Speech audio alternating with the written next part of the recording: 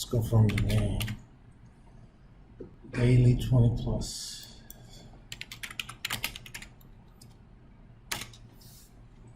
Okay, TMF. Come on.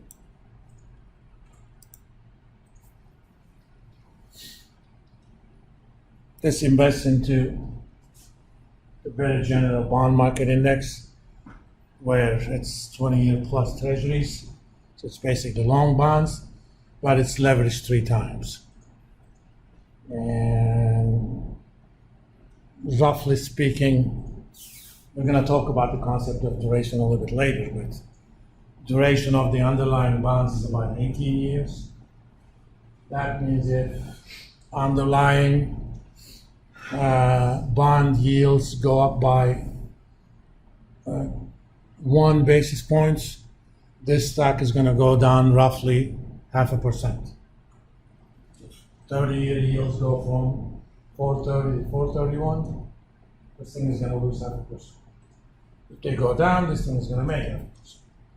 If the move is 10 basis points, it's going to make or lose 5%. Let's see if Robinhood actually allows any margin investment under this. Where is it? Why can't I? Oh, yeah. 80% again. This I don't understand. If I'm running Robinhood, because when you lend money to clients, you actually make money from the spread.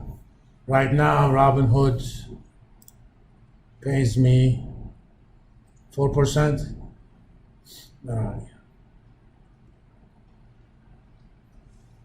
And if I actually had margin, if I'm not mistaken, let's see.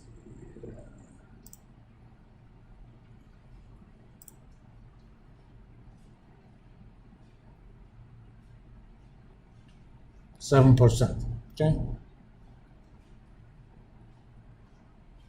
So they're making on every dollar they lend 3% a year. Because some of their clients have cash, they borrow from their clients at 4%. That's a pretty high rate. You can get that from your bank.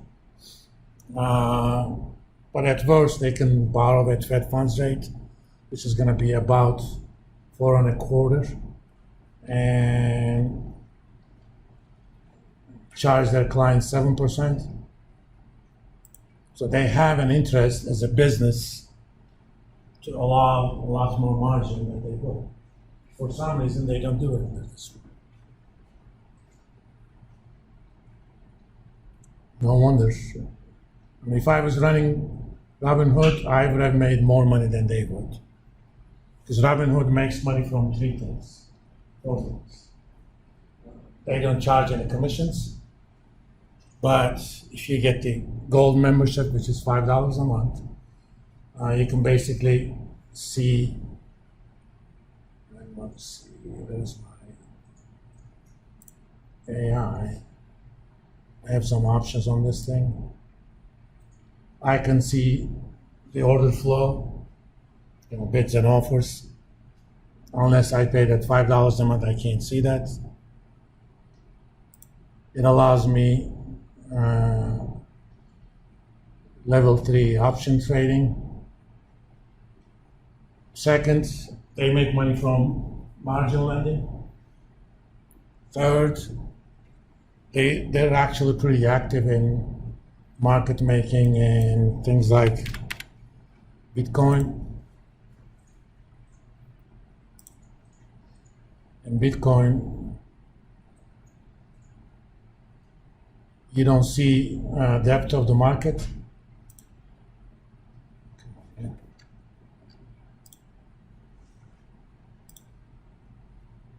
You don't see the depth of the market, but Robinhood actually acts as a market maker, which means bids and offers. If you're a market maker and there's a lot of volume, you can make a lot of money as long as you know what you're doing. Since volume of trading in Bitcoin and others have gone down, they're not making as much. And the thirds, they make money on option trading.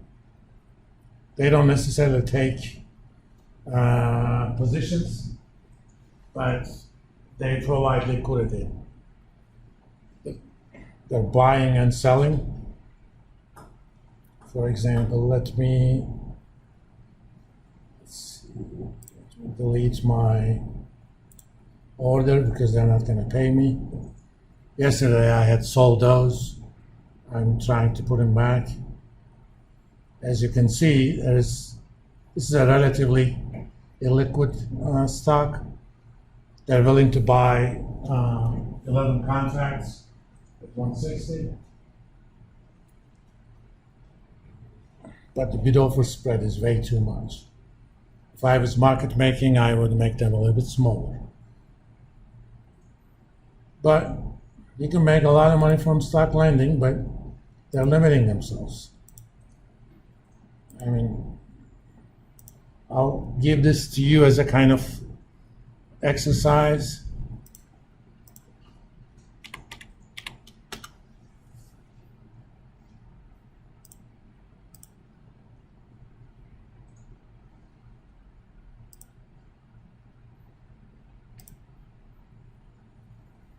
It's been around for a while. Look at the range of returns and figure out what would be the 3-day wipeout point at 50% lending. And in fact, I don't have to worry about it. Find out what sort of days you had, so that 3-day returns were, or 1-day returns were below negative 20%.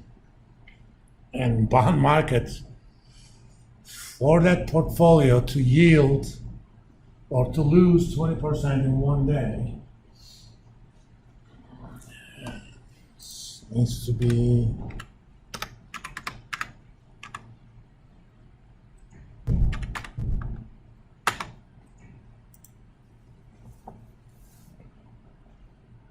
the yields must have gone up by about 40 basis points in one day. I'll make sure. 40 times. Yeah.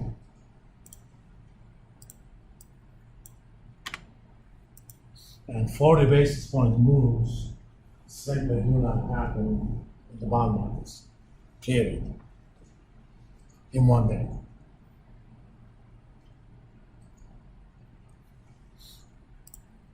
But for some reason, they're using the same margin requirement that they're using on TQQQ. It's 3 times leverage stock versus 3 times leverage bond.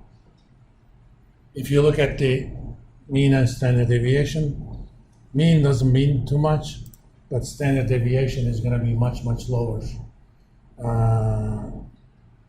on those. All right.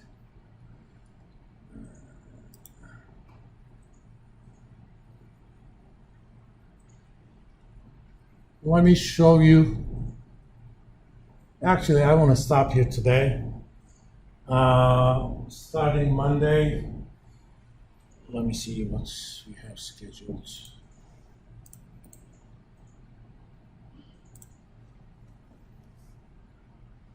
So I don't want to start on that and kind of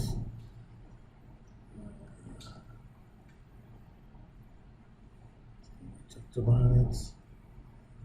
Okay. I'm going to do basics of options. If I start now, I'm going to basically complete only the basic definitions. But on Monday, you can basically see how to do Black-Scholes implementation in Excel. And next Wednesday, we'll implement it on Visual Basic and using Greeks and stuff. Okay? So let's start with today. I'll see you guys on Monday. And I'm gonna post a simple homework assignment based on what we've done until now.